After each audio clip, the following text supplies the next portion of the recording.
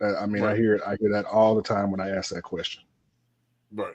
I don't know what I'm more excited about, your answer or the fact that we first time in like months we got a full panel. Man, you know what I'm saying? We need we got Chavez, a I thought full Reach was kind of falling by the wayside after that last bust we just had. Well, I ain't gonna say bust, but after the last downturn.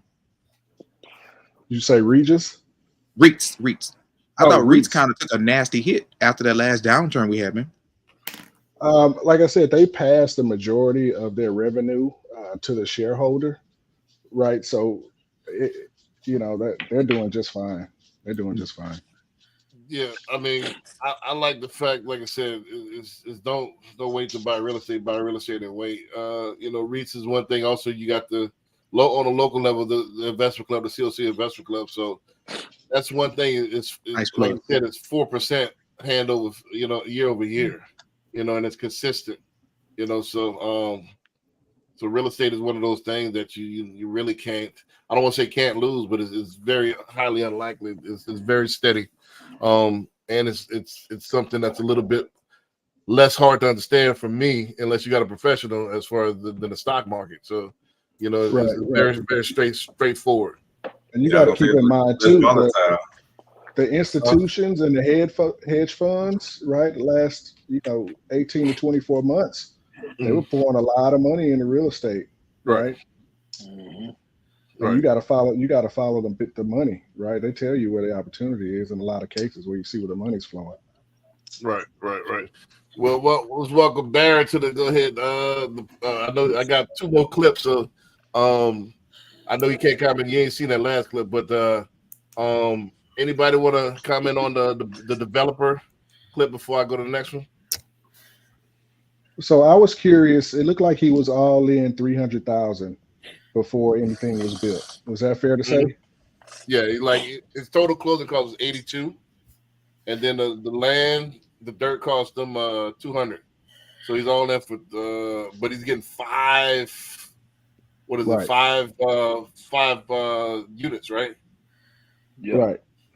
So hey, you And so, sell what do four y'all think those properties. would go for? Because I was trying to figure out, okay, hey, how much money is this guy trying to make, right? Well, this depends on what part of the country he's in.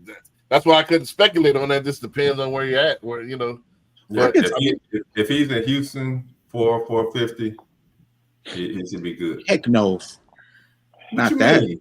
Not based on that rendering. That rendering he showed. yeah, not rendering. Nah, that's That too close. rendering he showed. Those are 2-story homes. Right, Anywhere too in close. the country, if we use the law of averages, I'm gonna say Right. he's right at about 400. And if he's 300,000 all in before he put up a So stick, that's and we use that same average, he's gonna make roughly about 80,000 per house after all his fees. Right. I I give was him saying that. the So list he's looking price to make for the property. 400,000 That's what I just said. profit. That's what I was talking about. For each unit is like 450. Not for each unit. You said You you put that said in each unit Spring gonna be Branch. four. You put that in Spring Branch in Houston, you're gonna get 5. Right. And Well, that's what do you horrible. say? That little bitty house for 500,000 Spring Branch. That is horrible, man. Telling you. that's what they're paying. They gonna That's pay horrible, you. man. They My gonna pay thing you. is, Yeah. I wanted to say this as well. You're gonna have to, in order to keep up, start putting stuff. Either get creative with your financing, put more money down, or you're gonna have to start putting more stuff on the books as far as your income. That second job, you're gonna have to be on that for 2 years or something to that effect. You're gonna have to start putting more income to where it's traceable in order to qualify. So, or you're gonna have to get creative, So your bank statement loans, stuff like that, you know. And they got a lot of them coming in. I'm doing one right now. That's a bank statement, low score bank statement. So a lot of a lot of people get creative now. So you're gonna have to in order to qualify for some of these homes. Let's go ahead to the next clip and go from there. This is more Patrick's album, but let's go ahead and get into it here. Bam. This is from a CPA. real estate, and let's talk about depreciation in real estate. For an average investor, you can go buy a rental property. You get rental income, say $1,000 a month. You go take that to your CPA, and then they're going to take the asset, they're going to depreciate it over 27 and a half years if it's residential real estate. It takes a long time to recoup rental real estate over 27 and a half years to get the depreciation for that. Where you can get a little bit more aggressive is potentially qualifying as a real estate professional. What that allows you to do is it essentially allows you to push passive losses, which would be rental real estate, through and suck up some of your ordinary or active income. For a real estate professional, what that would look like is, say they're making $600,000 a year. They go buy 2 rental properties and perform what's called a cost segregation. And they say, all right, we think there's $200,000 or $300,000 of 5-year, 7-year, or 15-year assets inside this home. We're going to separately identify those. We're going to apply bonus depreciation to accelerate the depreciation into not over 27 and a half years, but 1 year. So all of a sudden you have this rental real estate company that's pushing out $400,000 in losses, all due to depreciation. That gets sucked over into your other active income, boom, eliminates it, and there's no tax paid. That's a beautiful thing. Let's talk about real estate and let's talk about depreciation. You talking my language on that. you know.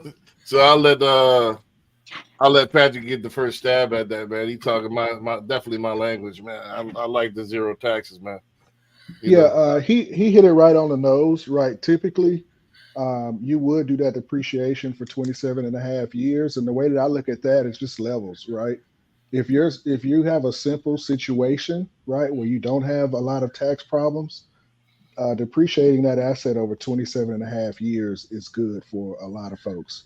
Right. But if you have a lot of moving parts and pieces with your income, you're making money over here, you're making money over there, so on and so forth. Yeah. Then you want to take the extra step, take the extra time and pay that extra money for that cost segregation study, which is going to do that accelerated depreciation, like he said. Right. And you can take a lot of those deductions or losses up front on your tax return. That's pretty much the difference between the two. You can either take them all right now with the cost segregation, right, depending on what your financials are, or you can spread it out over the long term, 27 and a half years. And that applies to a lot of situations where people are buying assets. What does he mean for the audience that might not know? What does he mean that you could label yourself as a real estate professional? Right. Just turn yourself into a business person. Mm-hmm. So that means get a separate LLC for your real estate portfolio. Right. Right. So right. And so now it's a business asset, and because of that, you can actually outline how fast that asset is going to depreciate based on how it's being used. Right. So again, it's all strategy, man. With this stuff, anybody else want to chime in on this particular video? He's talked about depreciation. A lot of people. This is like the special teams of getting rich. That's why I'm fascinated with this no tax thing. A lot of people think offense is, of course, is making money. Defense, of course, is budgeting, but the special teams is paying that no tax. You know what I mean? So it's offense, defense, special teams to win a championship. I always thought it was defense by paying no tax. Well, I would say special teams. A lot of people pay taxes, and they just pay the taxes, and that's it. And they don't understand like there's ways to play the game. I don't IRS might be listening. I'll just go. There's ways. There's more ways. What taxes? The book folks say what taxes? How not to pay taxes as opposed to how to pay tax. The book is a lot bigger on how not to pay taxes. Am I correct, Patrick? I think that's fair to say. I always tell folks that I'm into tax mitigation, not tax avoidance, right? And I always ask people, what's the difference? Hyman, what's the difference between tax aversion and tax mediation? Tax diversion and tax mitigation? Mediation or mitigation? Either Which one would you say it again? Well, mitigate means you're just trying to reduce your tax debt if you may have one, or reduce them. Right. That's all you really want. And that's, as business owners, that's all we want to do. We want to. It's not the fact that we're not going to have a tax debt, because it kind of benefits us to carry debt, so we can constantly leverage it. But we don't always want to give all the money that we've leveraged using debt back to Uncle Sam. So you take all these type of deductions. Like you said, the depreciation situation from a realtor who owns real estate, that is the biggest one for us. If you own a couple of rentals, run that rascal back through and count it against your income. Great deduction. Great. I'm saying it again, great. Because especially if you're paying yourself, like how you're supposed to pay yourself, through the LLC, even more great. Break even or even get a tax return if you do it right. Right. You know what I mean? That's defense, B. Defense. That's goal line stance. Uncle Sam ain't getting it today, baby. Somewhat. I mean, it depends on perception. You call it defense, I call it special teams. I hear you. Special teams does have part of defending and changing over the ball. So this depends on how you change over the ball. You know what I mean? So anybody else want to chime in on it? Look, what I would say is, you know what I'm saying, depreciation is one of those things that's, to me, is greatly underutilized, especially for people that have businesses. People that have businesses, people that have property. A lot of people just kind of take your standard right off. We beat your mom? Did she let you win? Is he serious? Is he serious? Is he serious? There is a mute button. You could mute yourself. There is a mute button. What are you talking about, man? I'm talking about Michael. Keep it real out there. They're gonna know it all. Yeah, but especially for mortgage guys like me and B, you know what I'm saying, we love to see depreciation when it comes to tax returns because it's a double positive. You know what I'm saying? It allows for you to lower your tax liability, but it also something where we can add it back in and it doesn't hurt the income in order for you to qualify for a home. But I think for a lot of people, you know what I'm saying, and like I said, especially business, there's a lot of furniture, there's vehicles, there's a whole bunch of stuff that you can actually use to depreciate. But we look at tax returns and I hardly ever see it. I only see everything as an expense. And it hurts you when it comes to qualifying for a home. Right. And that's what I mean by special teams, because a lot of people don't see it as defense. You know, a lot of people don't. They see this budget and cutting back as defense. So you could use it either way. You could use it as a tool to even generate more income, like Corey said, or you could use it as a tool to actually just pay your taxes and you know what I mean? And you know, just go ahead and use it as another bill. You know, so you can make income or you can have it as a bill. So that's why I call it special. It's all on how you play it. You know, right? Yeah, like Corey says, double positive. You're getting a income generating asset that you can depreciate, and that saves you more money that you don't have to pay Uncle Sam. There are other avenues, like, you know, bringing on your spouse on the squad, pay her a salary or pay her something from the company. Like, there are different ways to do it, but I don't think there's one as lucrative as real estate. Right. Let me say this. I'm gonna have to go Myron Gaines on y'all for a second, man. You know, and let me say this straight up. Yeah, so I should pay you for that. Let me get on my rant right fast, man. I gotta say this, man, and I've known intelligent people to do this as well. It's not just but especially those that's not aware. Stop going to H&R Block every year to get your tax returns. Stop going to the Walmart to get your tax return. Especially if you got an LLC.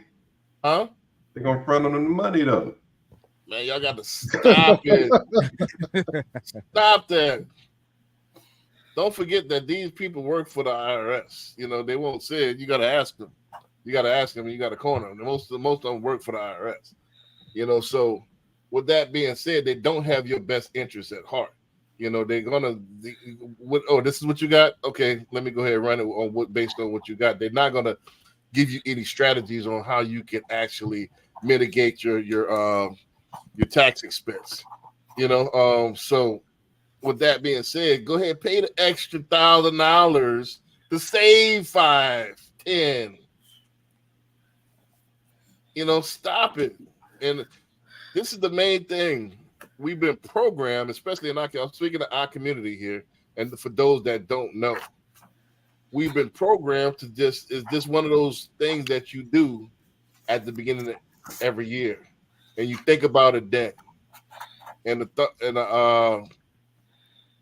thing what you think about is this: all right, let me get my paperwork together and hand it in. You don't have a strategy. In order to have a tax, you have to have a strategy that's based on a few years. All right, I'm going to file this, all this. And that was the first thing I was talking to one of my mentees. He got several businesses. He got Airbnbs, all kind of stuff. I never thought about it. Blew my mind. And you got to have tax strategies. You got to have somebody, you got to plan on this stuff, man. We need to start planning, man. Start planning families. Start planning for your debt. Start planning for your taxes. Start planning for your weddings. Start planning for your everything. Plan. That was my mind games for the day. You know what I'm saying?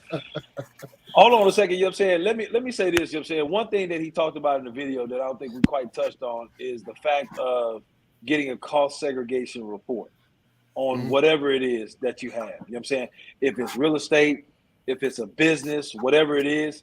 I mean, you know what I'm saying, and we're talking about a legit business. You know what I'm saying? Not if you slinging barbecue plates out the back of your car, then maybe, you know what I'm saying, it doesn't do you any good. But if you have a legit business, a cost segregation is something to look into. It's going to cost you a good amount of money up front, but I promise you it's going to save you a ton of money. 27 and a half years, like Patrick's saying, over the course of tax, it's going to save you a shit ton of money. So it's definitely something to look into. Right. But we don't plan on this stuff. We program, all right, tax H&R Block, let me get that rapid refund. There's no thought into it. You see? And this is part of business. If you're going to be a business person, you got to have a tax strategy. I don't think too many businesses go to those places, do they? Yeah. I think those are usually for more than you know. I'm talking about I'm talking about Shirley doing lashes. I'm talking about, these new LLC people, that just, that just start doing the trucks. I got my Airbnb business. If you got Airbnbs, why you don't have an LLC like Patrick just alluded to? Why are you having this under your name, your personal name? What's wrong with you? Right. I think the key word that you hit on when you were on your soapbox was plan, right? You definitely got to have a strategy. Even if you're not a business person, we've been talking about business people, even individuals, right? You guys buy and sell homes for people. You work with them to get those set up, right? If you're at a job, you've been working there 15 years, hey, I make $115,000 a year. I'm going to sell this home over here and make $200,000. What can I do to reduce those capital gains and keep more of that revenue from that sale, right? You plan for that, right? You may not sell that property before 12/31 of this year. You wait till January 1st next year, depending on what your income is going to be next year. Easy little things like that will save you a ton of money along the way, right? And you look at that every year, right? And that's just for an individual. Even though we might look like it this year, football, the Saints don't just go in the game. Let's go and see. Let's go and give it a try. They plan the whole week for this team, supposedly. Supposedly, they hadn't been looking like it the last. But you got to go in the game with a game plan. I don't get it. You're supposed to be in the game. You ain't planning on that. You just reacting. You gonna get your ass handed to you. Right. And a lot of you us definitely got to go with those hidden costs. You gonna pay for it. You pay. Your lack of knowledge costs you. So Barry, you want to get in there, man? You've been awfully quiet. You ain't saying nothing. I had to get on my soapbox. My bad. No, that's right. No, I like a lot of what he said. Now, I would go to somebody like Patrick because a lot of that stuff I don't know about. So I'm going to go to him and say, hey, Pat, you do taxes, Pat? Not necessarily the taxes part, but what he was talking about. Right. I provide the planning and strategy based on what you Yeah. have going on. Right. So I have a tool that I use, right? But at the end of that process, I'll generate a report and say, hey, based on what you have going on, you should do this, and this. Here, give this to your accountant. Here, give this to your CPA. Here, give this to H&R Block, right? So they can actually key in your tax return and do that work. So I provide you the strategy, right? But I don't key in your 1099 or whatever that is. I don't key How much that. you charge for that report, Pat? How much you charge for that report? It's actually, if you're one of my clients, it's part of the service I provide. Tax planning, that's just a part of it. Right. Building wealth, man. You So can't build I tell people, hey, if I save you $5,000 in taxes this year, isn't that just like me making you $5,000? Most people say yes, and they're happy when they leave. Let's get one more for the road. One more video, man. This is a hidden one. I ain't show y'all this. I ain't even look at this one all that hard myself. But let's go ahead and do this last one for the road. Foolishness. Man, hold up, Paul, stop the show. I mean, when have I ever did any foolishness, man? Come on. Everything I did for the last 8 years been serious about business and enlightening. If I don't say so myself. Oh, okay. You saying so yourself? All right, so everybody always talks about the good upside of real estate. Let's talk about the downside. Let's talk about what happens when you get the wrong team, the wrong contractors. I got a story tonight that's gonna blow your mind. Project took 3 times as long as it should have, almost $1 million in the hole, because you had the right pieces, but they just didn't work together the right way. I got the guy that was instrumental in that. He was a very successful investor. This was just one where, hey, got away from him. So we'll talk about that tonight on the call with our No Flip Society. We're gonna talk about how we rectified it. Then I'm gonna have my team that came in and helped him fix it and get out of the hole, and how we executed on everything and got it done. So if you're in the No Flip Society, make sure you're on the call tonight. We're gonna start about 7:05. Get there on time. It's gonna be recorded for everybody else that can't get it. So this is gonna be a good one. Y'all make sure y'all tune in. Actually, this is not the one, but was that the wrong clip? 7.9 billion in sales in 2022. Actually, hold on a second. This is one of these. If you are just starting your own business, the most important advice I can give you is always get a mentor. This is it. Here we go. Somebody that's doing exactly what you want to do and learn from them. Do not try to figure it out. If you're in a business where it's competitive in a local market, find someone in another market, in another state, in another city, and get them to give you guidance and information so that you can have a shortcut to success. Even if you have to give them some type of incentive where they get a small percentage ownership or you pay them in some capacity, the most important thing you can do is pay somebody to give you guidance or partner with somebody and give them an incentive to make your business be successful. I would also say this: do not pay a whole bunch of consultants flat fees, hourly fees. Try to get consultants that are commission based. That means they have to perform. If you don't make money, they don't make money. That is a big key. Those people will be much more motivated to make sure you're successful, because if you're not successful, they don't get paid. If you are just starting. My bad. On the first one, I just clicked on the first one. But what do y'all think about that? I've always been preaching this for the last. Agreed. That's real. Get somebody. Hey, you don't know what you don't know, so you try to get out here thinking you're doing something, especially in real estate. You're gonna end up getting sued, losing money real quick. Right, real quick, faster than you're gonna pay one way or another. Right, you're gonna pay either way. So might as well don't even just pay the money. Don't take the L.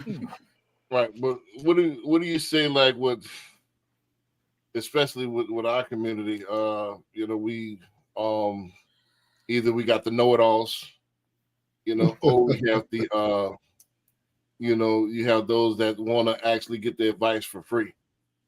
I never got it, but you'll go into debt for college, but you won't pay a mentor for his time, and he's giving you stuff that actually put money in your pocket. College is teaching you to be a better worker. I never use trigonometry to this day. I'm not, so to this day, calculus, I've never used none of that stuff. You know, so you know what's funny? Hey, a lot of people will do a lunch to pick your brain to death, boy. It's like you. Right. It's like you, at some point you got to know your value too. If you're on the other side of the game, but people that's trying to take the cheap route, you get what you pay for, and that's real. Right.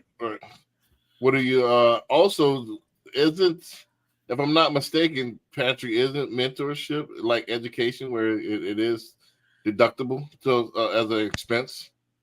Right. Anything that you spend in regard to a business, in most cases, is going to be a business expense. Right. Right. It's just like when people go to those I don't know, those speaking events, those seminars. Yeah, I mean, that's a business expense as long as you're going and participating. Right. Mm-hmm. Same thing with a mentor. I think I was thinking of it from another perspective. You know, if you know someone who's been doing what you're looking to do for 20 years, right, they're going to save you a lot of headaches. Right. Right. That mentorship is going to be huge. They're going to save you time, money, and a lot of headaches. Right. And say, hey, maybe you shouldn't do it this way. Look at it from this perspective and attack it from here. That'll probably save you a year, 18 months. Right. And whatever it is your goal is. And so I think that's huge. But, you know, not everyone is built to learn. Right. You know, you really got to look yourself in the mirror and say, hey, what is it that I want to do? And how can I get there? You know, and really listen to what folks will tell you or introduce you to. Right. You don't have to take all of it because some of it is good, some of it is bad, but you learn a little bit here, you learn a little bit there. And you take the good pieces and then you put your own twist on it and you move forward. Right. And then, like even from a commercial real estate standpoint, if you're thinking about jumping in green and you don't know what you're doing and you think you're about to get a loan on commercial property, you might as well forget about it. They're not giving you anything unless you got somebody on your squad with the skill set and the finances to back you. Really? So you can't get a commercial loan if it's your first deal by yourself? Is that typically how it works? Not really. You there's commercial loans that you could get with a personal guarantee. If you got to have a certain net worth or something, B? No, not necessarily. You got commercial loans that if you got the 35% down and you have the 800 credit score, the 750 credit score, yeah, they'll finance 800. Yeah, you got the 720 or whatever. Yeah, you got the 700 credit score. You know, you're good to go. You know, they will do it on the personal guarantee. Especially because they're mitigating their risk by you putting that much skin in the game, 35% down. But there are business-based loans, you know, like church loans and stuff like that, where they want to look at the actual books of the business and see if the business can afford the loan. You know, so there's different types of loans. You know, there's also private money where they might be an equity play. You know, they want part of your business. You know, like he said in the video, like, hey, I give you part ownership if you take this chance on it. You know, so but that's slim. That's harder to get. That's more private. You got to have damn near somebody to lead the way. You're not gonna. Those people are just not on the corner. Hey, I got a bunch of money I want to give. You got to know somebody that knows somebody in order to get those groups. Yeah, but that goes to CJ's point, right? Just because you may be qualified on paper, you're not going to be able to achieve whatever it is you're going out to do in some cases. Right. Just by yourself. Right. I definitely believe in mentorship. Like I said, I mentored under Mattress Mac for 6 years. Like I said, I learned again. I ate the meat, spit out the bones. A lot of stuff he did, I don't agree with, but there's things that he did was gold. I take that and keep going. Right. You know. Right, and that was my point. Right. Yeah. Everything you're not gonna agree with a mentor, but it's gonna cost you either way. You know. I tell a story all the time. I don't know if I told you about this Hispanic barber. I wish he's watching. KZ Fades, the dude that cut my hair, that had the video that went viral. How I found him, I Googled KD Barbers, you know, and every platform he's popped up. TikTok, he popped up. Instagram, he's Facebook, he's popped up. Yeah, so it's like it makes you wonder, all right, well, he got to be cold because he's on top of every everybody looks. He's on and popping. That's how people look. Social media. That's your line outside the door nowadays. Is how on and popping you are on social media. So this dude costs $70 a cut. I don't even have any hair. It's just to bald me and throw on the bed. 70 bones. So I asked him, but when you go in, it's pristine. You're the only one in there. He asks you, hey, what you want to play? Music? You want to watch TV? You want to, what you want to do? It's clean, no hair all over the place where you step in the hair. Pristine. Smell good. The whole nine. So he listened to you. All right, well, how you want me to cut it? Blah, blah, blah. He said, okay. You make sure, all right, you want me to do it like this? So he listens to you. So I asked him, all right, man, I said, you seem like you got it going on, man. How did you start? Like, man, he paid the dude 6 G's to learn digital marketing. And and that's how, he said he wants to go to 200 a cut in the next year or so. And I looked at him and his thing is packed. I went there twice, and I was the second time because somebody canceled. And like he's packed for like 2-3 weeks at a time. Like if I want to cut, beginning of next year, I just like book now. Nah, for real. This is right. I mean, and then we can also talk about the story of Master P, how he got started. Right. Like he paid, I forgot how much he paid Michael Jackson's attorney to learn the game, but he paid him like 10-15 racks to find out, like, all right, I could do it 85-15 instead of doing what these other dudes doing and do more and build that way. Right. But he paid to play. Right. But the flip side of that, and I said this on the Power of Ownership podcast, just because your boy was packed, this Hispanic dude was packed. Oh, just FYI, the video that he put on with me on TikTok, it had 1.4 million views. It had like 30-something thousand comments, and it had like 90-something thousand likes. So, it pretty much went a little, lightweight viral. And it's on my. So is that your plug? Right. He tagged you on it. Nah, he tagged me on it. He tagged me on it. Yeah, I got. I don't know if I got any business off of it, but it did get me. Didn't give me a lot of new subscribers and stuff like that. But he did. Yeah. But he did tag me on it. But my point is, the flip side I was saying is that since he's so packed, so I went to the Kroger right across the street from me, and there's a barbershop right next to it. And these guys were outside. They went out and gave him the card. They had a Fleur de Lis on it. They had a Saints symbol. I'm like, all right, let me give this guy a try since he's a Saints fan. So going now, they twirling their thumbs. Say, man, what to do with the Saints on the card? Oh, that's me in the corner. So I'm walking right in. Boom. 7 dudes sitting around twiddling their thumbs. So like, man, hey, y'all ain't on social media because I looked for y'all before. Y'all had no presence, man. Like, y'all ever thought about, really like, oh man, I'm a million and one excuses. I'm like, man, look at this Hispanic dude right down the street, really like less than a block away. He's packed, like, and he's charging 90 a cut. He's charging, 3 times more than what you charging. He's packed. Why are you twiddling your thumbs?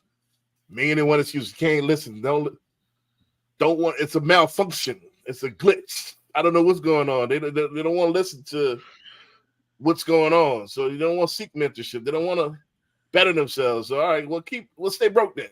Keep twiddling your thumbs. Right. I'm trying to tell you what the dude doing. He's right down the street. He's not all that cold, skill wise. Actually, the brother actually colder than him. Right. Wow. But he doesn't. Man, the Jizzle said something real genius, man. That's why I guess they call him the genius from Wu-Tang Clan. He said, man, I seen brothers quote math and have all these degrees. He said these lip professing ass niggas can't feed their own seeds. So you could be as cold as you want in your profession, but if you don't talk it like you walk it, really, know about the holistic part of the business, you're gonna starve to death. So a lot of people don't embrace this marketing. All right, you're probably gonna. Well, it's a Bible verse as well. It doesn't say that sloth and pride lead to leaky roofs or something like that. Leaky roofs. Pride You gotta comes get your before the scripture, bro. fall. Huh? Pride comes before the fall. Pride, but it's something about sloth and pride leads to the leakage of roofs or something to that effect. You know, I mean, you don't even notice that your building about to come down on you. Right. Mm-hmm. You see what I'm saying? Yeah. So yeah, you got to get out there and let people know. I just started listening to this Audible, this book, Relentless, and that falls right in line with that. It's like if you're not trying to be the best, if you're not trying to take yourself to the next level, you're gonna be like those dudes. And sitting there twiddling their thumbs. It's the busy season. It's holiday season. Everybody want to cut around these times. Right. Yeah, why y'all ain't packed? All these Christmas parties, these galas, everybody trying to get fresh. Right. Like, man, but they don't want to listen. It's like I'm talking to a wall. Like, you know, everything I'm putting up is another excuse. Well, I'm gonna wait till what are you waiting on? You take your customer base. The issue with us, man, is that we as a people don't trust everybody. It takes us time to develop trust. It takes time to decide, say, I'm going to ask somebody for help, which is pride. Number two is the ability to decide who can I ask for help. You know what I mean? If you just because what you see on social media is his highlights, just so happen you actually got blessed with the right cat who did a good job, supposedly. You know what I'm saying? If you didn't like his haircut, I wouldn't have paid him $70 for it just because. No.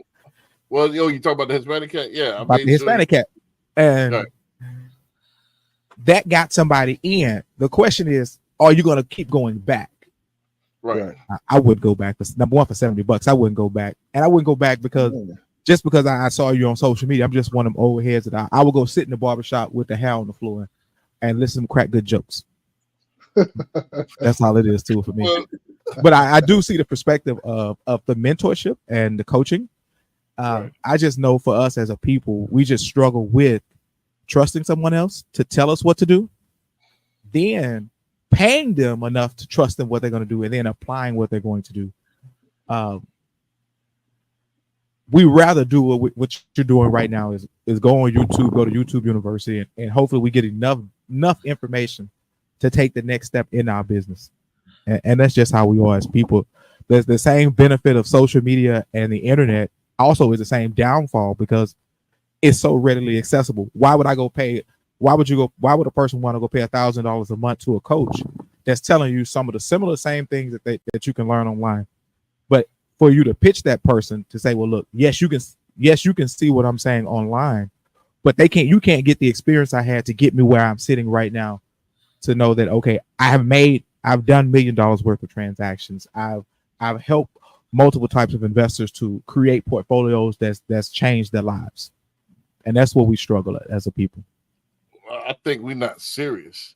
I think, like, why do you think Shador is so cold? He probably had coaching since he was playing bitty ball, and coaching is different from YouTube because they could see your weaknesses and they could coach you up on your weaknesses. And it's more personalized, so that's going to help you grow exponentially as opposed to just trying to cookie cut something. Somebody might say in general. Don't forget this YouTube, even this video, this is just general stuff. This whole premise of this is to actually seek us out so we could get that personal touch to help you better your situation. So YouTube is not the end all be all. You need to seek out Patrick, you need to seek out Corey, seek out Barry, and so on, and so on forth to get that individual touch.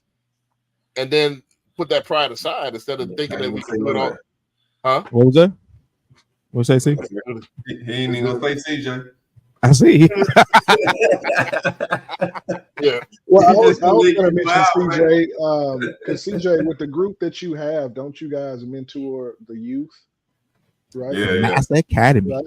And so you guys and everybody that works with you, they make themselves available to give time to that group, right? And they benefit. And so if you know you want to be somewhere or in a better position down the road, you have to go to places and make yourself available to that small group of folks, even if it is small, like CJ and his group, and and get to know those folks, and they're going to give a helping hand, right? Right. And a lot of folks don't ask for anything; they just want everybody to do good. I want to see everybody win, even if you work with me or not, right? Even if you're my client or not, right? And so you just got to put yourself out there to where you do find those good people, right, who can give you that good information, right, to better yourself in whatever way it is you want to do. Yeah, and that's the whole thing about this podcast is coming from contribution, providing value. Like we could be, it's 3 realtors, 2 loan officers. Like we could be in competition with each other, but we collaborate. It's like it could have went a whole different way, but same thing with what Patrick was saying. We're coming from contribution. We want to help people. Well, I seen a meme the other day, and I started to say that one. It said, "Man, poor people compete, rich people collaborate." That was mine. Right. Oh, that was yours? Yeah. I've heard that many times. I forgot where I got it from, and I put it up. Yeah, poor people compete, rich people collaborate. Yep. Right. So you got to realize they print this stuff. They ain't just because you got your money. That's not the last money that's ever going to have.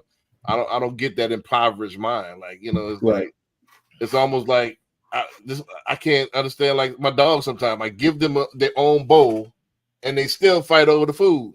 You got your own bowl right in front of your face. It's equal. See, 1 scoop each. But they still fight over the food. But that go to show you lack of knowledge. Like, you're not aware. Like, all right, let me just stick to my own business. And I'm gonna eat this is good. Why are you worried about somebody else's plate? Right. So, but it is what it is, man. Anything else to add? I know we a little bit over. We're about 8 minutes over. Nah, it's a good one tonight. I said, it was a good one tonight. Gotcha, man. With that being said, man, we're gonna see y'all next week. Next week is the week before Christmas, right? So yeah, right. It'll be the 19th. Yeah, we should be good to go. So we're good to go. So we'll see y'all next week. All right. Peace. Peace.